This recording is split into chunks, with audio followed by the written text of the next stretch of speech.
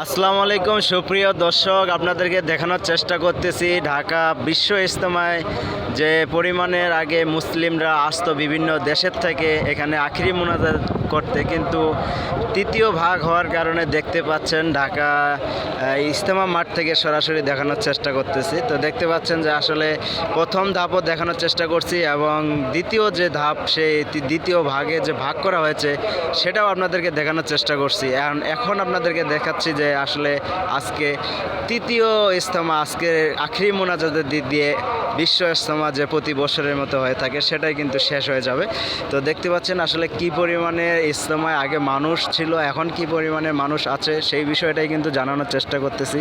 তো দেখতে পাচ্ছেন তিনটা ভাগ হওয়ার কারণে কিন্তু আসলে অনেকটাই কমে যাচ্ছে মানুষের, আসলে যেভাবে একটা আনন্দ বা একটা মানুষের যে আসার যে একটা আগ্রহ ছিল সেই আগ্রহটা কিন্তু অনেকেরই কমে যাচ্ছে। আর তিন ভাগ হওয়ার কারণে কিন্তু অনেক ভেঙে ভেঙে আসার কারণে কিন্তু একটু হলেও খালি খালি লাগতেছে।